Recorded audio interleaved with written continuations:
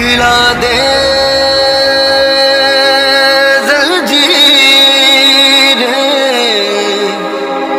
बनाने की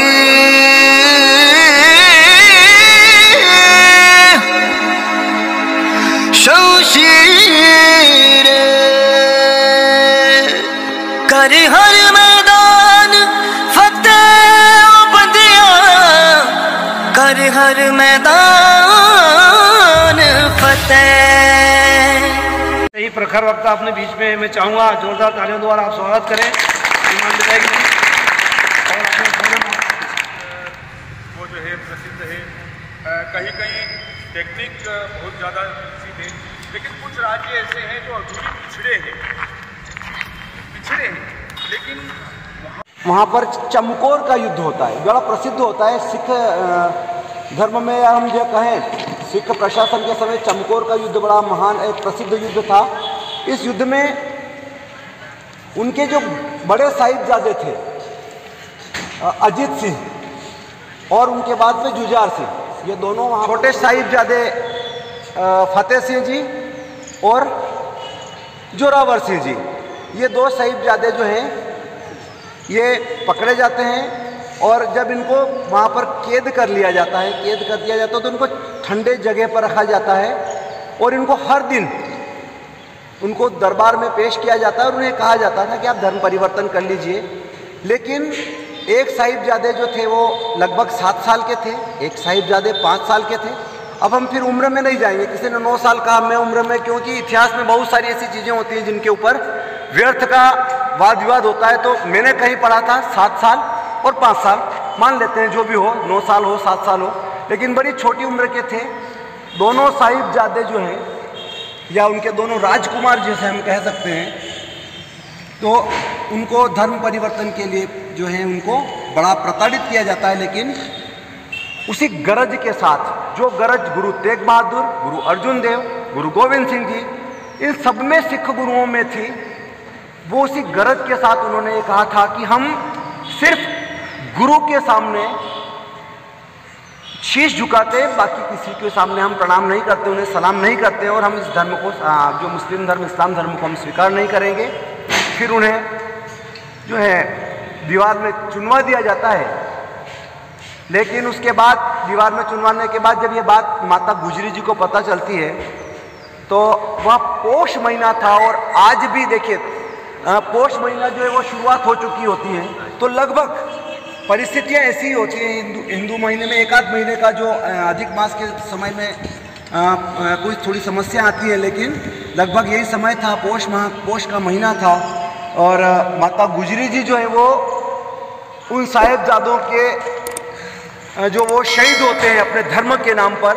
और सिख धर्म में एक बात ये कही गई थी कि जितने भी धर्म गुरु हुए हैं उन्होंने धर्म के नाम पर, गुरु के नाम पर जो है वो शहीदियाँ दी हैं।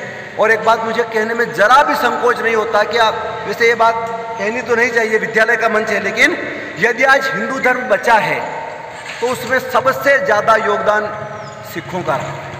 उन्होंने इस धर्म की रक्षा के लिए अपने प्राण न्यौछावर कर दिए। माता गुजरी जी अपने दोनों राजकुमारों का जो शहीद होते हैं, उस शहीदी के जो है उसको सहन नहीं कर पाती हैं और वो अपने भी प्राण त्याग देती हैं। धन्यवाद।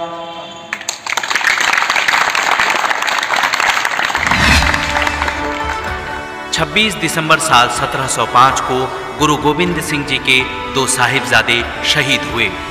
साहिबजादा जोरावर सिंह और साहिबजादा फतेह सिंह को वजीर खान ने सरहंद में दीवार पर जिंदा चिनवा दिया था। जनवरी 2022 को प्रधानमंत्री नरेंद्र मोदी ने गुरु गोविंद सिंह जी के प्रकाश पर्व के अवसर पर दोनों साहिबजादों की शहादत को आज के दिन वीर बाल दिवस के रूप में मनाने की घोषणा की। 26 दिसंबर साल 1899 को स्वतंत्रता सेनानी सरदार उधम सिंह का जन्म पंजाब के संगरूर जिले के सुनाम गांव में हुआ। उनका बचपन का नाम शेर सिंह था। 13 अप्रैल 1919 को जलियांवाला बाग हत्याकांड हुआ। इस घटना से युवा सरदार उधम सिंह इतने क्रोधित हुए कि उन्होंने रेजिनाल्ड डायर और पंजाब के तत्कालीन गवर्नर माइकल फ्रांसिस ड्वायर को मारने की शपथ ली, जिन्होंने जलियांवाला बाग हत्याकांड में गोली चलाने का आदेश दिया था। विभिन्न देशों की यात्रा करने के बाद उधम सिंह साल 1934 में इंग्लैंड पहुंचे। 13 मार्च 1940 को उन्हें लंदन के कैक्सटन हॉल में अपना बदला लेने का मौका मिला। यहाँ रॉयल सेंट्रल एशियन सोसाइटी के साथ मिलकर ईस्ट इंडिया एसोसिएशन की बैठक चल रही थी। इसी दौरान सरदार उधम सिंह ने अपनी डायरी में छिपाई हुई रिवॉल्वर उठा ली। उन्होंने माइकल ओ ड्वायर पर 5 गोलियां चलाई, जिससे मौके पर ही ड्वायर की मौत हो गई। पूरे 21 साल तक कोशिश करने के बाद वे 1940 में माइकल ओ ड्वायर को मारकर अपना बदला पूरा करने में सफल रहे। तब तक कर्नल रिजनाल्ड डायर की मौत हो चुकी थी। घटना को अंजाम देने के बाद उधम सिंह ने भागने की कोशिश नहीं की और खुद को गिरफ्तार करवा लिया। बाद में उन पर मुकदमा चला और उन्हें फांसी की सजा दी गई।